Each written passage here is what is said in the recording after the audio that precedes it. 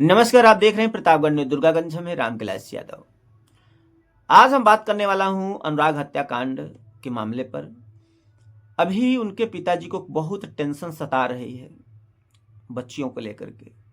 क्या कुछ कहना है अनुराग के पिताजी का, क्या कुछ बातें हुई, चर्चा करते हैं। देखिए, अगर हम बात कर लेते हैं अनुराग के पिताजी का, तो जो भी ये बयान हम आपको सुनाने जा रहा हूं, पूरा बयान उनके पिताजी का ही है। उनका कहना है कि हमारे 5 बेटियां थी, हमने 3 बेटियों की शादी खेत बेचकर किया है।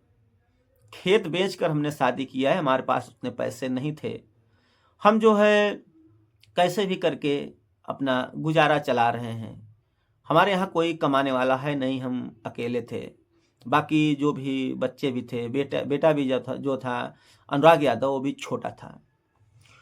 और ऐसा भी बताया जा रहा है कि कुछ ऐसा हो जो कि सभी लोग मदद करें, और सभी लोग की सहायता से कुछ भी हो सकता है कि कुछ ऐसा हो कि हमारी 2 बेटियों की शादी हो जाए कैसे भी करके। और इनका ये भी कहना है कि अब इतनी उम्र में हम मजदूरी नहीं कर पाएंगे। पहले क्या था, कहीं न कहीं अपना मजदूरी कर लेते थे, कहीं भी जाते थे, कंपनी में काम कर लेते थे। कैसे भी कैसे करके गुजारा चलाते थे, अपने घर परिवार का, घर का खर्चा कैसे भी निकल जाता था।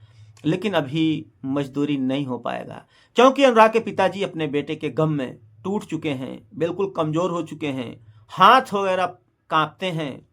और इतना दिक्कत समस्या है कि उनकी सिर्फ़ उनका आत्मा जानता है। हम लोग सिर्फ़ फ़ील कर सकते हैं, आप लोग फ़ील कर सकते हैं, लेकिन उनके दिल में दर्द कितना है, उसे बयाँ कर रहे हैं। कैसे लोग उसको समझ पाएँगे?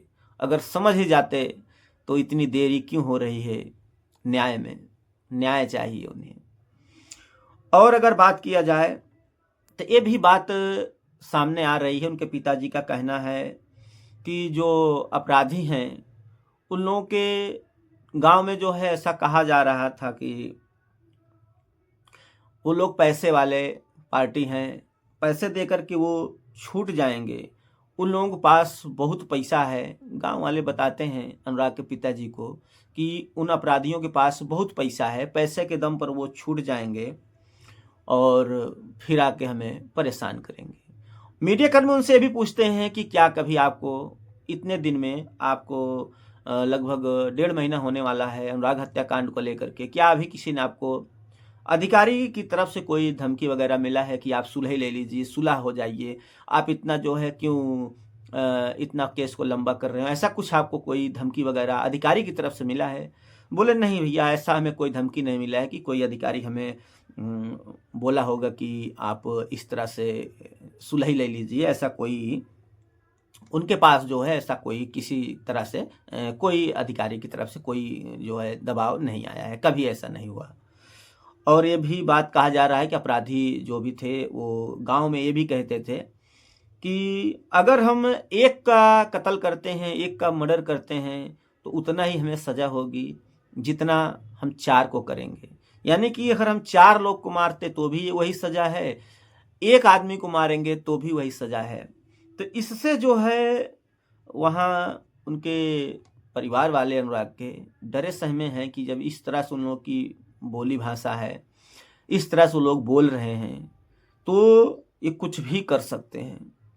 और ये भी उनका बयान था अनुराग के पिताजी का कि कप्तान साहब जो है हमसे मुलाकात किए थे, उनका कहना था कि आपको सुरक्षा हम दे दें, ताकि आपको कोई समस्या दिक्कत ना आए। तो अनुराग के पिताजी बोले, अब हमारा बेटा तो चला ही गया है, जो हमारा लाल था, हमारा हीरा था।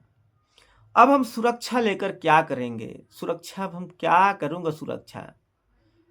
अब जीने का जो है नहीं ही मन कर रहा। सुरक्षा हम करूँगा क्या, जब हमारा लाल ही नहीं रहा? तो कप्तान साहब को अनुराग के पिताजी ही खुद मना कर दिए कि नहीं, हमें सुरक्षा नहीं चाहिए। और अभी बताया जा रहा है, जो सोशल मीडिया पे काफ़ी चल रहा है, कि जो भी सुरक्षा वहाँ पर थी वो अभी नहीं रहा है, बिल्कुल सब हट चुका है। तो इनका भी यही बयान था इनके पिताजी का कि वहाँ सुरक्षा के लिए हमें कप्तान साहब जी बोल रहे थे कि हम सुरक्षा आपको दे दें, तो हमने खुद मना कर दिया। और सबसे बड़ी टेंशन यही है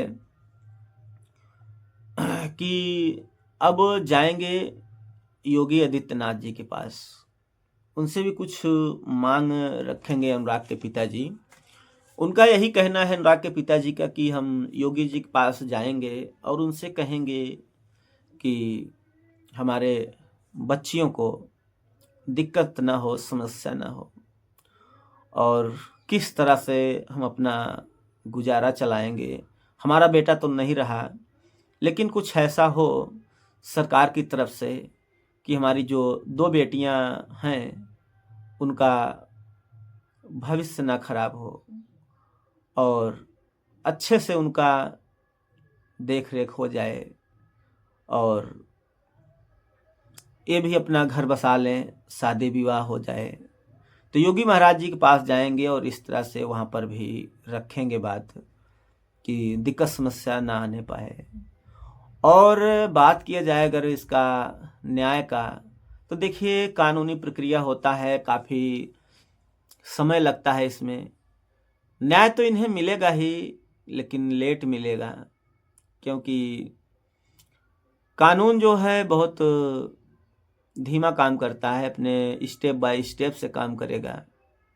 कभी वो अधिकारी नहीं है, कभी दूसरे अधिकारी नहीं हैं, कभी ऐसा हो जाएगा जैसे कि बयान में आप देखे होंगे कल कि तहसीलदार साहब को फ़ोन किया जाता है। पहले तो दोनों पक्ष के वकील वहाँ जाते हैं, अनुराग के जो प्रधान जी हैं वो रहते हैं और उनके वकील पक्ष के रहते हैं, और साथ में जो विपक्ष हैं उनके लालता की पत्नी, उनके भी जो है वकील रहते हैं। तो दोनों पक्ष वहाँ खड़े हो जाते हैं और पूरा फाइनल हो जाता है, पूरा प्रोसेस पूरा हो चुका है, उसमें कोई कुछ बचा नहीं है। और उसके बाद जैसे ही वहाँ होता है कि अब इसका डिसीजन लिया जाए, तो तहसीलदार साहब जी कहते हैं कि अभी इसमें लेखपाल जी का बयान लगेगा। तो लेखपाल साहब को फ़ोन किया जाता है, तो बोलते हैं ठीक, हमें 1-2 घंटे लगेंगे, हम कहीं बाहर गए हैं। तो 1-2 घंटे रखा जाता है, लेकिन ऐसा बात मिला कि वो नहीं आ पाए, जिसके कारण ये काम नहीं हो पाया। अब हो सकता है कि किस लिए नहीं आ पाए, कहाँ फंस गए, कहाँ रुक गए। और प्रधान जी ये भी बोलते थे कि हमने फिर दोबारा फ़ोन लगाया तो फ़ोन नहीं लगा, स्विच ऑफ बता रहा था, और गेट के सामने बार बार देख रहे थे प्रधान जी कि अब लेखपाल साहब अब आएंगे, लेकिन नहीं आए। तो इस पर आपकी क्या प्रतिक्रिया है, अपनी राय ज़रूर दें। वीडियो देखने के लिए धन्यवाद।